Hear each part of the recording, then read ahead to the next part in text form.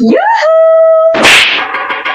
Anybody home? Semua kita disinari oleh kasih dan cinta. Dan buat kalian yang baru pertama kali kesasar atau terdampak di channelku ini, aku si pembisik kartu, aku tinggal di Belanda dan di Thailand. Hari ini kita nyumbang lagi yuk. Nah, ini adalah video lanjutan mengenai kasus Subang terbaru, yakni mengenai 4 serangan Yosep ke Danu jelang polisi rilis tersangka sebut Danu bohong dan dusta. Dan aku ambil artikel ini dari Surya Go ID. Video pertama, kedua, dan ketiga kalian bisa ngikutin atau lihat di komen-komentar. Barangkali aku akan mencantumkannya di sana. Oke, jadi ini adalah video keempat. Yosep dalam tayangan YouTube Koin 1077 Minggu 17 April 2022 menceritakan momen saat para saksi dihadirkan ke dekat TKP. Ada 4 serangan dan ini adalah serangan yang keempat. Yang video pertama, kedua, dan ketiga sudah aku buat, silahkan ditonton. Nah, di tayangan sebelumnya Yosep juga membongkar perilaku Danu dan 3 saksi lainnya, yakni karyawan Yayasan Bina Prestasi Nasional. Mereka adalah Wahyu, yang tak lain adalah Kepala SMK Bina Prestasi Nasional, Kosasih, dan Opik. Keempatnya belum pernah mengucapkan bela sungkawa kepada dia atas meninggalnya Ibu Tuti dan Amel yang sebelumnya menjadi pimpinan mereka. Betul, semua timnya itu, Danu, Wahyu, Kosasih, dan Opik maksudnya, itu mereka tidak pernah datang sampai sekarang, kata Yosep di channel yang sama. Khusus untuk Wahyu, jadi Pak Yosep ini mengaku bingung dengan sikapnya yang seolah-olah takut padanya. Dan itu sudah aku buatkan video kan, kenapa Wahyu ini takut sama Pak Yosep. Ya, terus Pak Yosep juga menuntut pertanggungjawaban Wahyu. Saya lebih bingung kenapa Wahyu takut pada saya. Dia itu sebagai kapsek harus mempertanggungjawabkan atas segala pertanggungjawabannya. Dari kejadian ini saya diminta, pokoknya Pak Wahyu terlibat atau tidak terlibat harus ada rasa tanggung jawab dulu, kenapa harus takut sama saya, kata Pak Yosep.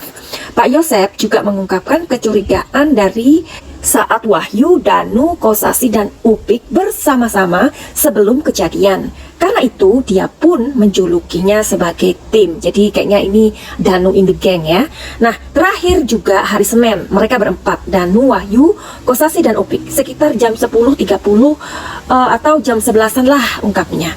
Hingga berita diunggah, belum ada reaksi balik pihak Danu terkait pengakuan Pak Yosep ini. Oh ya, jadi Madam Suki juga terakhir mendengarkan di Koin 1077 itu bahwa Pak Yosep dan Danu ini tidak sengaja amprukan begitu, atau kebetulan ketemu gitu. Nah, itu kan suasana lagi lebaran ya, Cin ya.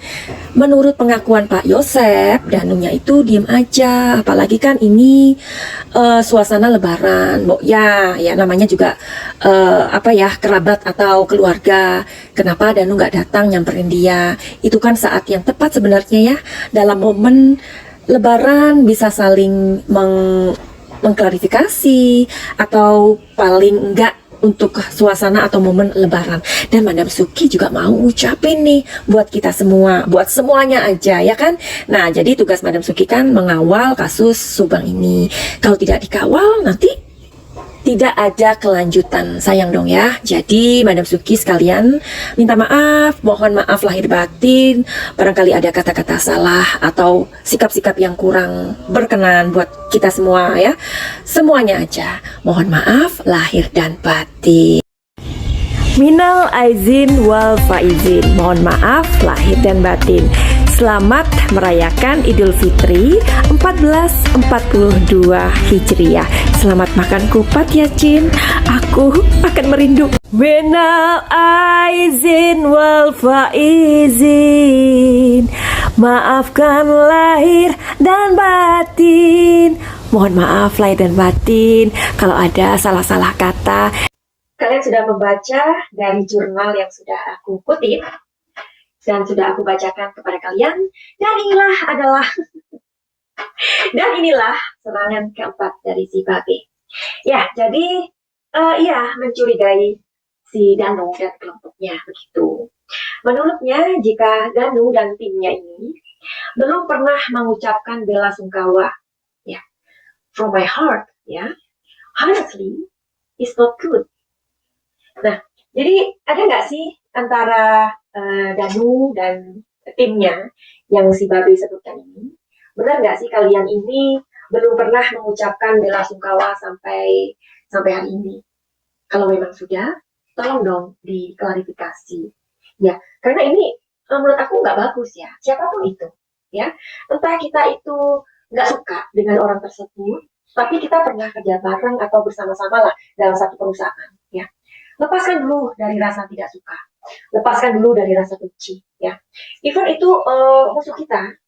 Kalau misalkan kita tahu bahwa keluarganya sedang mengalami kemalangan atau sedang meninggal, ya kita harus we should say deep condolence ya, kita seharusnya lah mengucapkan ikut berduka cita meskipun kita nggak bisa mengatakannya lewat mulut ya, lewat ucapan. Kan sekarang itu banyak sekali ya, banyak sekali media yang bisa kita gunakan, misalkan WhatsApp, misalkan lewat dari keluarga ya, mereka kan satu, apalagi Danu ini kan keluarga ya kan, masih termasuk keluarga dong. Dan timnya ini yang dimaksud itu tahu dong ya, yang mungkin ya si Kosasi, si Wahyu, si Opik ini kan yang dianggap adalah timnya dari si Danu. Ya, jadi seharusnya mereka juga mengucapkan dengan media apapun lah ya. Entah itu cuma SMS atau lewat WhatsApp atau inbox atau whatever lah medianya, atau lewat orang ya. Jadi mudah-mudahan ini bisa diklarifikasi begitu, karena kan beritanya seperti itu yang aku baca. Kalau misalkan memang benar Danu atau teman-temannya itu atau Wahyu bisa mengklarifikasi melalui YouTuber yang lain, bisa aja. Nah, bisa aja misalkan si Wahyu menitipkan dari misalkan channelnya Bang Jack atau channelnya Bang Freddy atau channelnya Kak Heri, ya dong. Karena hal-hal semacam ini memang rawan, ya kan? Nah, jadi apa salahnya dikonfirmasi? Jika sudah atau belum, itu dikonfirmasi. Misalkan si Danu ingin mengkonfirmasi berita tersebut, buat aja melalui channelnya Kak Heri gitu, dengan komentar yang dinonaktifkan. So guys, no reason about this, ya. Oke, jadi sekali lagi seharusnya jika pernyataan tersebut tidak benar, harus ada sebuah klarifikasi, ya. Karena ini sangat penting loh. Jadi suka atau tidak suka, memang kasus ini sedang disoroti sejuta umat atau berapa umat yang masih pengen tahu kasus ini, dan Madam Suki tahu bahwa banyak sekali orang yang sudah ogah sebenarnya, ogah banget untuk komentarin kasus ini atau udah ninggalin kasus ini, udah banyak banget ya. Seperti juga energi yang aku rasakan kayaknya udah males gitu, tapi ya whatever lah, sudah dari 9 bulan aku mengawal kasus ini dengan energi yang kadang kala aku sudah kadang ya, kadang enggak, kadang besar, kadang kecil, begitulah energi yang aku rasakan ya. Oke, jadi hari ini kita masih nyumbang lagi gitu. Barangkali kalian pernah mendengarkan atau mengikuti video dari Madam Suki. Madam Suki waktu itu pernah mengatakan ya kepada keluarga korban ini ya, siapa aja orang-orang yang terlibat atau saksi-saksi yang beberapa kali dipanggil ya, daripada kalian itu membuat video yang gak jelas atau istilahnya tiktokan atau apalah ya itu ya, lebih baik fokus untuk membuat atau mengklarifikasikan kondisi-kondisi yang semacam ini. Itu lebih penting ya kan, daripada membuat konten yang gak jelas kemudian membuat video yang konyol-konyolan atau lucu-lucuan. Itu sangat gak wise ya kan. Kalau misalkan Madam Suki yang membuat video yang konyol-konyolan atau apalah itu di TikTok, itu orang pasti akan komentarin, halah itu kan tukang tarot yang aneh atau tukang tarot gila gitu kan. Tapi anyway, itu nggak ada hubungannya, aku nggak interfere dengan kasus ini gitu loh, nggak sama sekali. Tapi kalian yang menjadi saksi atau orang-orang yang terkait di sana, ya hal ini menjadi ketika membuat video lucu-lucuan itu lebih baik mikir ya, mikir berapa kali lebih baik untuk mengkonfirmasi hal-hal seperti ini. Pasti ada pro dan kontra ya, doesn't matter ya. Nggak usah dilayani. Kalau kalian nggak mau terganggu, lebih baik dinonaktifkan. Karena menurut pandanganku, orang-orang yang terkait dari masalah ini yang belum selesai kasus ini, kalian ini akan selalu dikait-kaitkan ya. Takutnya kan emosi dari orang-orang yang masih masih ganjal dengan masalah ini. Suatu saat nanti bila emosi ini pecah atau bagaimana, mereka ketemu di jalan dengan orang-orang atau saksi atau beberapa saksi yang mereka nggak senang, ini yang ditakutkan ya. Jadi alangkah baiknya media yang saat ini kita gunakan itu membuat konten-konten yang ada hubungannya dengan kasus Subang untuk lebih memberikan klarifikasi seperti ini, ya kan? Karena itu gunanya sangat penting untuk menjembatani begitu. Selama proses belum dirilisnya atau selama proses kita menunggu. Oke, menurut Madam Siki apa yang pengen kita lihat hari ini? So, I don't know what I want to look in my cards. Ini aja. Aku mempunyai sebuah unek-unek sebenarnya, atau sebuah kekepoan ya. Kita lihat dari ini aja ya, dari kekepoan dari Madam Sugi sendiri, atau barangkali kekepoan dari beberapa kalian ya. Kan ada sebuah aku membaca dari komentar-komentar kalian ini ya.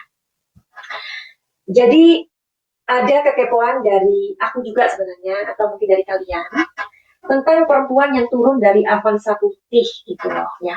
Terus dia ini kan membuang sampah di tong pencucian mobil ya. Dan ada juga dari kalian itu yang menyangka, benar nggak sih itu perempuan? Atau barangkali perempuan itu, atau sosok itu bukan perempuan, tetapi dia mengambil hijab dari adik Amel dan memakai bajunya adik Amel. Ini sebenarnya mengganggu pikiranku.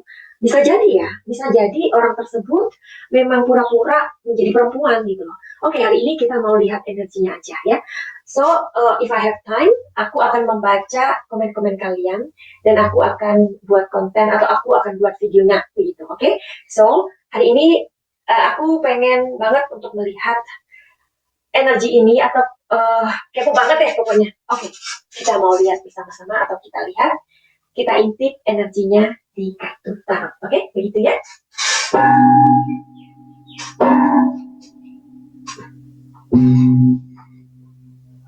Jadi biar kita semua semangat. Apakah wanita tersebut atau perempuan yang berhijab itu dia yang membuang sampah di tong sampah itu? Sebenarnya dia laki-laki atau perempuan sih? Ataukah dia sedang menyamar? Oke. Jika energinya besar, artinya memang dia adalah seorang laki-laki, ya. Dan dia sedang menyamar. Kalau energinya adalah kecil, artinya dia adalah wanita.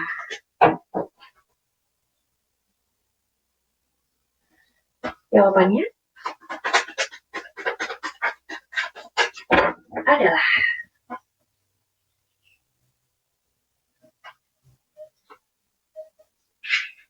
50-50 loh. Oh my god. Kenapa sih 50-50? Kita make sure lagi ya.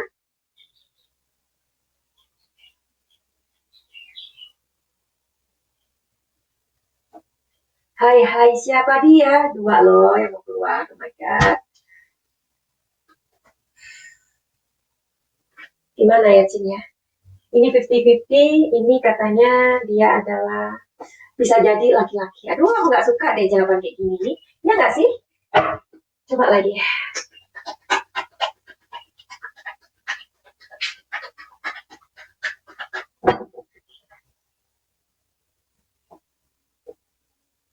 Aduh, 2 lagi loh. Ya, ini katanya harus ditelusuri lagi. Karena tampaknya ini adalah orang yang memang pelakunya. Dia ini pelakunya, ya. Tapi iya, dia itu laki-laki atau perempuan yang pakai hijab itu.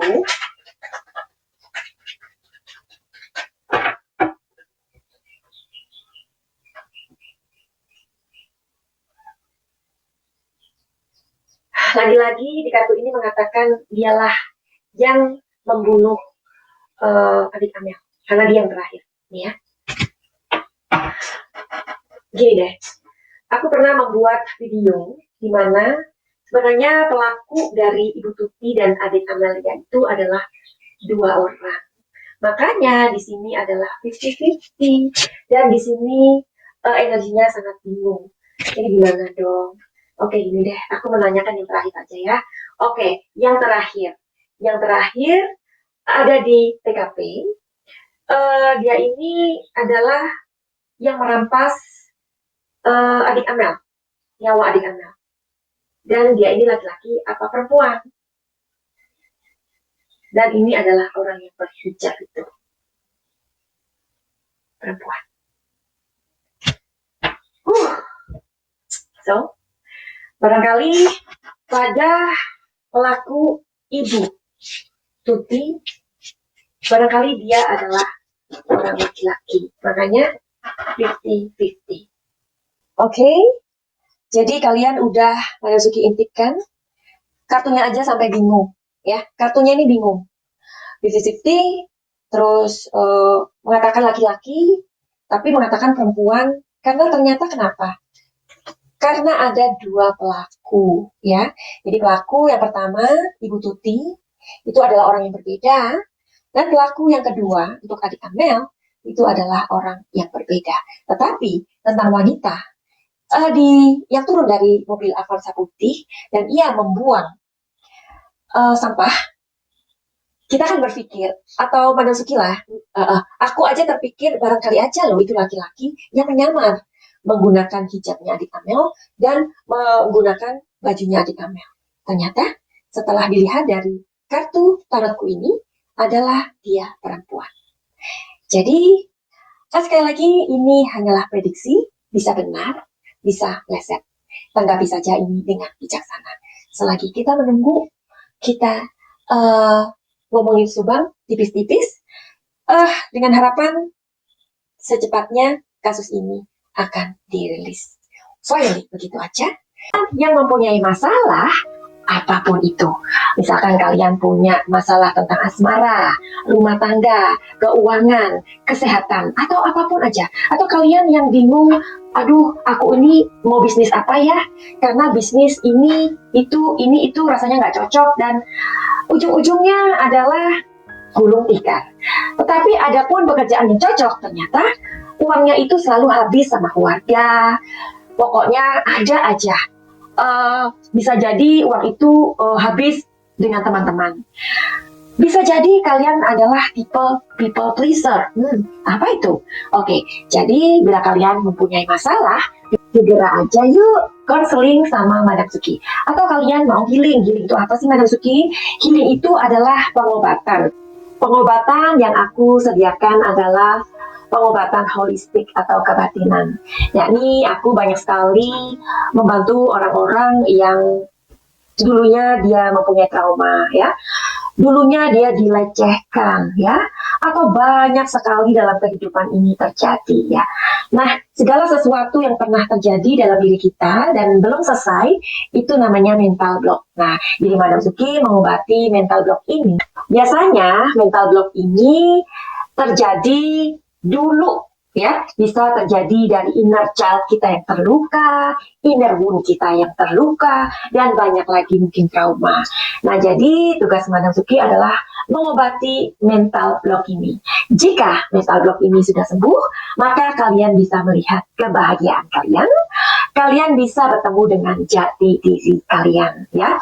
Karena penyebab dari kalian tidak bahagia atau kalian tidak menemukan passion kalian atau kalian tidak menemukan hal-hal yang kalian cari, itu ternyata ada sesuatu yang belum selesai di belakang kita. Jadi kebahagiaan itu bukan ujuk-ujuk datang atau diberikan sama Tuhan, enggak. Jadi kebahagiaan itu bukan kado, ya. bukan gift yang immediately atau tiba-tiba turun dari langit diberikan kepada kita. Tidak. Jadi kebahagiaan itu adalah sebuah pencarian atau sebuah usaha ketika kita mengenal diri kita. Oke, jadi kalian bisa untuk terhubung dengan Madam Suki. Caranya bagaimana? Silakan untuk melihat di deskripsi atau cukup inbox di Instagram Madam Suki. Tapi untuk semua itu tidak bisa gratis. Nih. Jadi untuk konsultasi atau konseling dan healing atau pengobatan berlaku tarif Madam Suki. Finally, begitu aja. Send love and light. Salam jaya.